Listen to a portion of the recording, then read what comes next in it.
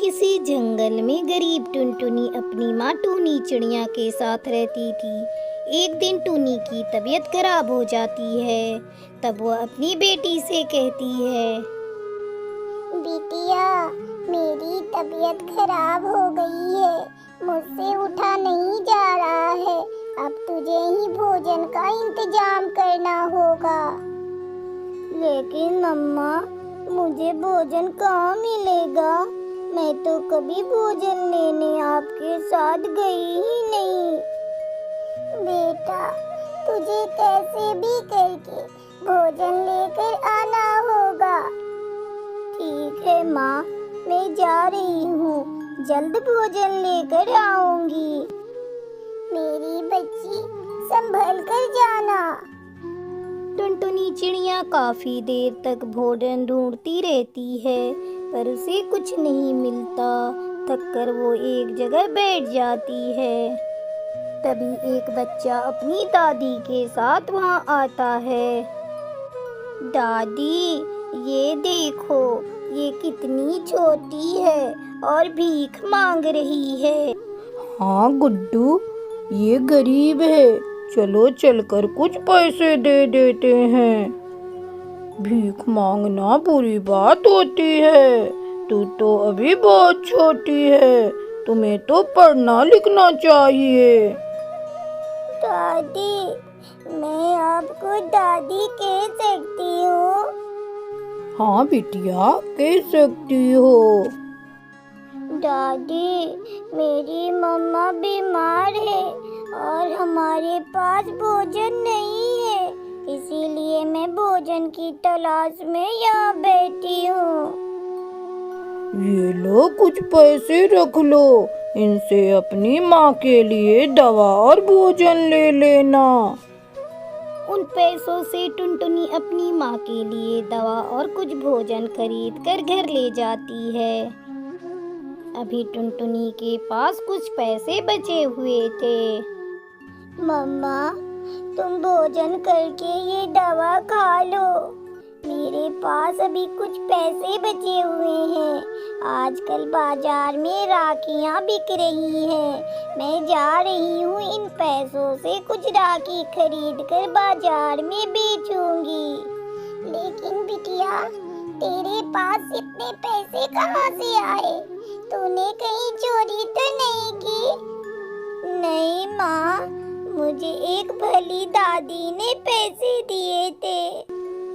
टुनटुनी उन बचे हुए पैसों से कुछ राखियां खरीदती है और उसे बेचने लगती है। टुनटुनी रोज राखी बेचकर भोजन और दवाइयाँ लेकर घर आती। कुछ दिनों में उसकी माँ ठीक हो जाती है। एक दिन जब टुनटुनी राखी बेचने जा रही थी तो देखती है उसका गाउन कई जगह से फट गया था। मम्मा, ये देखो, मेरा गाउन कई जगह से फट चुका है। अब मैं क्या पहन कर जाऊं? बिटिया, मैं आज तेरे इस गाउन को सिलकर ठीक कर दूंगी। उसी शाम को गोरी कौवी टुनटुनी के घर आती है। उस समय टूनी चिड़िया टुनटुनी के लिए गाउन सिल रही थी। अरे टूनी, ये तिरंगा गाउन तो बहुत सुंदर है, इसे कहाँ से खरीदा?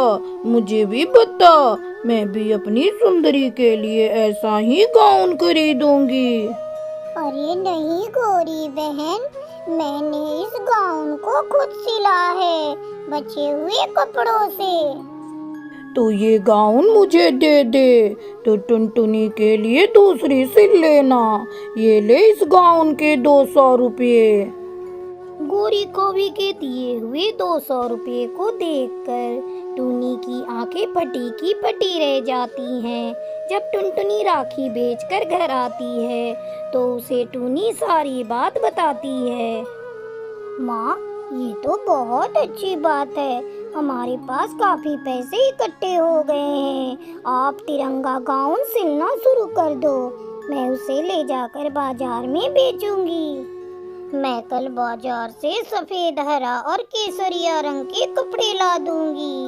वैसे भी कुछ दिनों में रक्षाबंधन खत्म हो जाएगा, तब राखी नहीं बिकेगी, फिर मैं इन तिरंगा गाउन को बेचूंगी। अगले दिन टुनी चिड़िया ढेर सारे तिरंगा गाउन सिलती है और टुनटुनी उसे बेचने लगती है। उनकी मेहनत रंग लाई। इस तरह दोनों माँ बेटी मेहनत करके अपनी जिंदगी को खुशहाल बना लेती हैं और खुशी खुशी रहने लगती हैं। किसी जंगल में चिंकी और टुनटुनी नाम की दो सहेलियां रहा करती थीं। चिंकी के पिता जमींदार थे और टुनटुनी उनके नौकर रामू कबूतर की बेटी थी। चिंकी और टुनटुनी में बहुत ही गहरी दोस्ती थी। एक दिन चिंकी अपनी सहेली टुनटुनी को बताती है, टुनटुनी, कल मुझे देखने मेरी सास और मेरे होने वाले पति आने वाले हैं। मुझे तो बहुत डर लग रहा है। इसमें डरने वाली कौन सी बात है? तू इतनी सुंदर और पढ़ी लिखी है, तेरी सास तुझे देखते ही पसंद कर लेगी और जीजा जी वो तो तेरे ऊपर लट्टू हो जाएंगे। तू बेकार में डर रही है। नहीं यार, कल तू भी मेरे साथ रहना। तू मेरे साथ रहेगी तो मुझे डर नहीं लगेगा। ये तू कैसी बातें कर रही है चिंकी? अगले दिन चिंकी को देखने उसकी सास और उसका बेटा उसे देखने आते हैं और उसे पसंद कर लेते हैं। चिंकी बहुत खुश थी। कुछ ही दिनों बाद उसकी शादी थी। चिंकी अपनी शादी का कार्ड लेकर टुनटुनी के माँ के पास आती है। आंटी, ये मेरी शादी का कार्ड है। आप सभी को मेरी शादी में आना है, लेकिन मैं चाहती हूँ टुनटुनी मेरी शादी में मेरे साथ साथ रहे, इसलिए उसे आप शादी के 2 दिन पहले ही भेज दीजिएगा। चिंकी बेटा, तेरी शादी तो हो जाएगी, लेकिन तेरी सहेली अकेली रह जाएगी।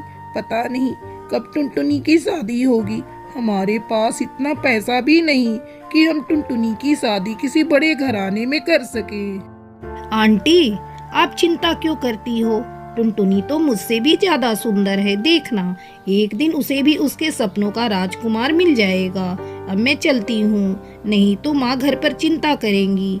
वैसे आप भूलिएगा मत, टुनटुनी को जरूर भेज दीजिएगा। चिंकी की शादी धूमधाम से हो जाती है। उस शादी में शहर से चिंकी की बड़ी माँ अपने बेटे मोनू के साथ आई थी।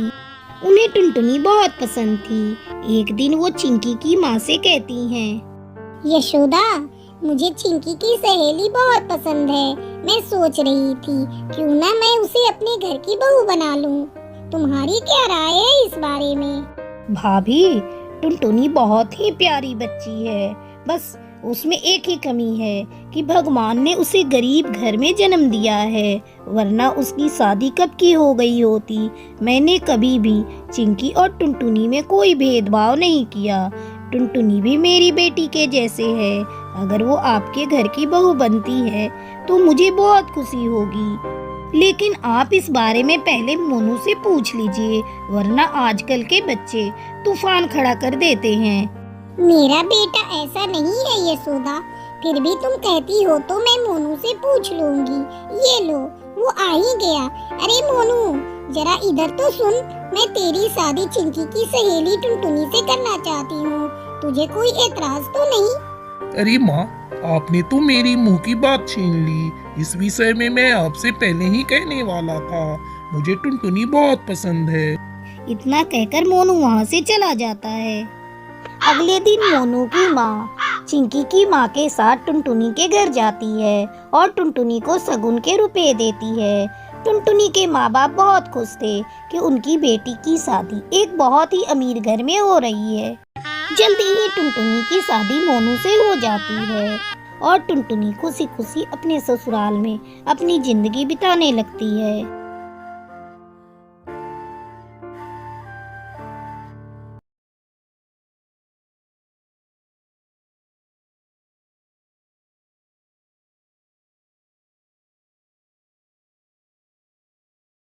बहुत समय पहले सुंदरवन में चूचू कौवा अपनी पत्नी टुनटुनी के साथ रहता था। दोनों पति पत्नी में बहुत प्यार था। टुनटुनी पहली बार माँ बनने वाली थी। चूचू अपनी पत्नी को दुनिया की हर खुशी देना चाहता था। जब से चूचू को ये पता चला था कि टुनटुनी अंडे देने वाली है, वो बहुत खुश था। एक दिन वो ऑफिस जाते समय टुनटुनी से कहता है, मेरी प्यारी पत्नी जी, मैंने घर का सारा काम कर दिया है। तुम्हें किसी काम को करने की कोई जरूरत नहीं। भोजन मैं तुम्हारे पास ही रख कर जा रहा हूँ, समय पर खा लेना। तुम्हारे अंदर नन्ही सी जान पल रही है, उसका तुम्हें खास ख्याल रखना होगा। अब मैं ऑफिस के लिए निकल रहा हूँ, तुम अपना ध्यान रखना। इतना कहकर चूचू ऑफिस चला जाता है। शाम को जब वो वापस घर लौटता है तो देखता है टुनटुनी किचन में है। अरे आप आ गए। मैं अभी आपके लिए चाय बनाने ही वाली थी। आप बाहर बैठिए, मैं आपके लिए चाय बनाकर लाती हूँ। टुनटुनी, मैंने तुमसे कितनी बार कहा है कि तुम्हें घर का कोई भी काम नहीं करना है। मैं घर और बाहर दोनों का काम संभाल लूंगा। चूचू जी, घर और ऑफिस दोनों का काम आप अकेले करेंगे तो आप बीमार पड़ जाएंगे। आपको तो पता है आपका बॉस कितना खड़ूस है, कोई ना कोई मौका ढूंढते रहता है जिससे वो आपको नौकरी से निकाल सके। मेरी बात मानो तो मेरी छोटी बहन चिंकी को यहाँ लेकर आओ। घर का काम काज वो कर लेगी और मेरी भी देखभाल कर लेगी। ये तुमने बहुत अच्छी बात कही, लेकिन तुम्हारी माँ इसके लिए तैयार होंगी? माँ की तुम चिंता मत करो, मैंने माँ से अभी अभी बात की है। वो चिंकी को भेजने के लिए राजी हैं। तुम कल सवेरे ही चिंकी को लाने के लिए चले जाना। अगले दिन चूचू अपनी साली चिंकी को लेकर घर आ रहा होता है। चिंकी धीरे धीरे उड़ रही थी। उसकी चाल देखकर चूचू कहता है, अरे साली साहिबा, अगर इस तरह आप धीरे धीरे उड़ेंगी तो घर पहुंचने में रात हो जाएगी और आपकी दीदी परेशान होंगी। जीजा जी, मुझे भूख लगी है, पहले मुझे कुछ खिलाइए, तभी मेरे शरीर में ताकत आएगी। वो देखिए, वहाँ आइसक्रीम बिक रही है, जाइए और जाकर मेरे लिए आइसक्रीम खरीद कर लाइए। आप बहुत मजाकिया हैं साली साहिबा, इतनी सर्दी में आइसक्रीम कौन खाता है?